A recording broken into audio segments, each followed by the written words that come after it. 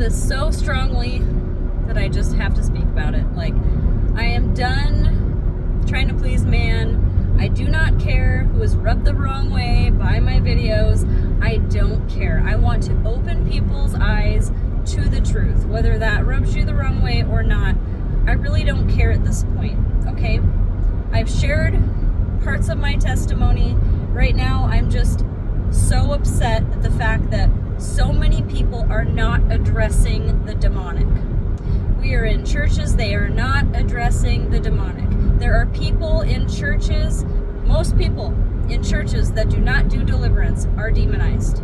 We are sitting next to these people. We are these people. I was that person, okay? I was that person. Do you know how I got free?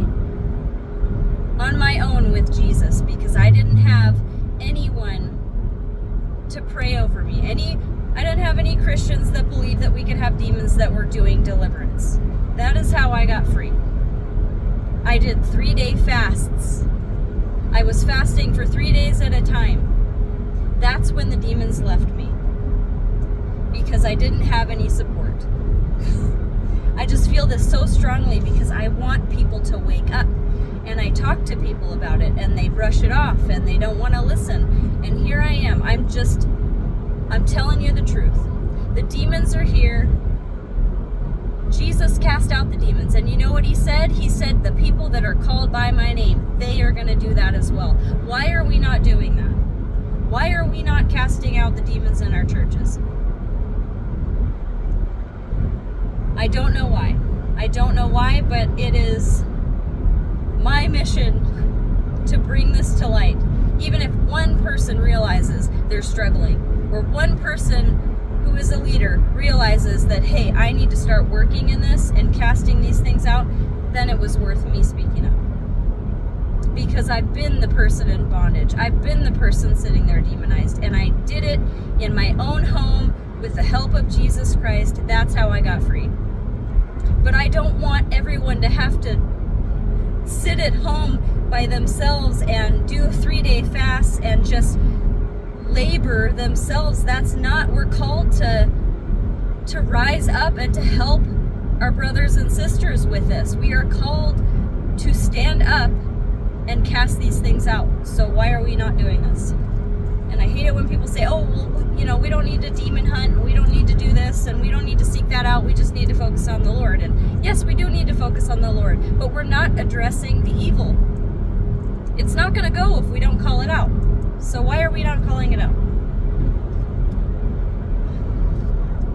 This is the reason that we have powerless churches. This is the reason that when you see Christians nowadays, they're sad, they're depressed, they're fearful, they're anxious, they have no power because they're being held back by something. And we're not equipping them the way that we should by getting them set free so that they can go do the work of the Lord.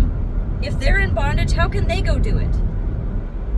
Guys, I'm just like getting ramped up here. We need to stop playing it safe. Like, I'm done playing it safe. I am just gonna speak my testimony. We overcome by the blood of the Lamb and the word of our testimony.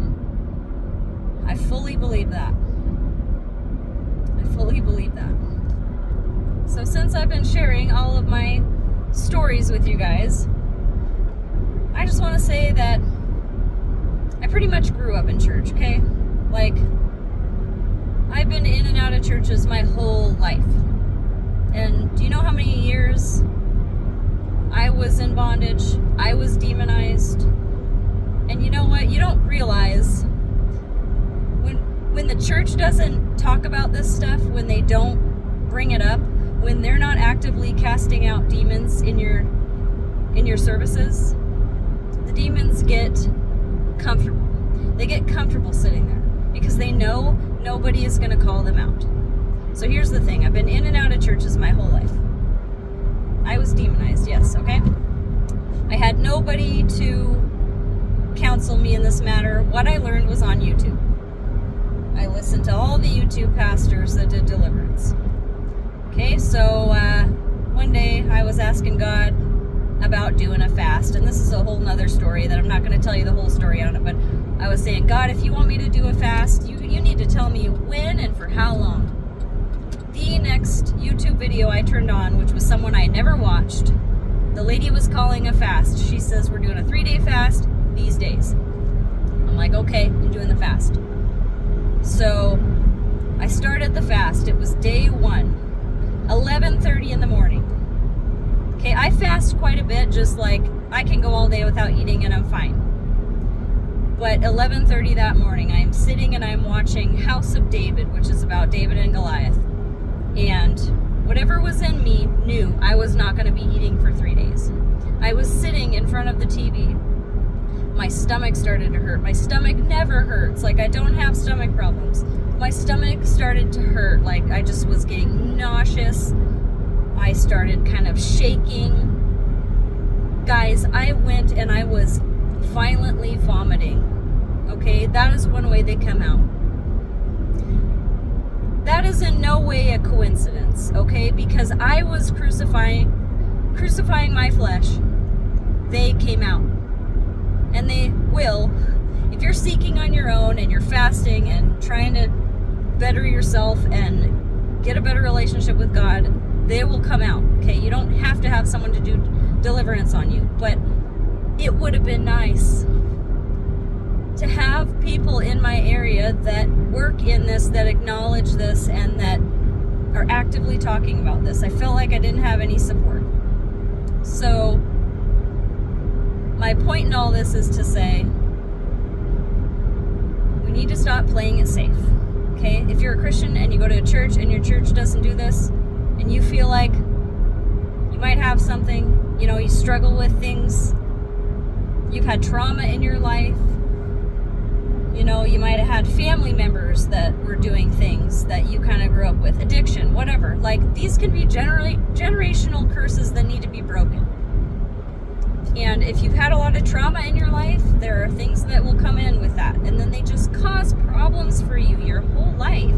Like, if we accept Christ and what he did for us on that cross, we have the power to get free. It's his power that sets us free.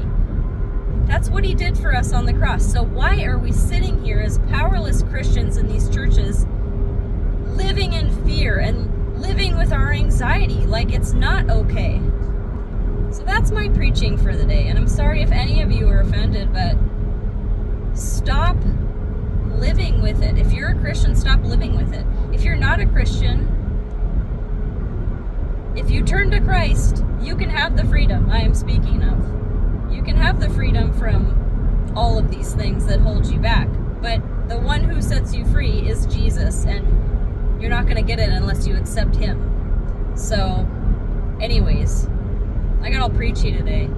But I'm just feeling this, like, so heavy on my heart right now. People just aren't getting it. So I'm going to cut it off there, and I'll see you on the next one.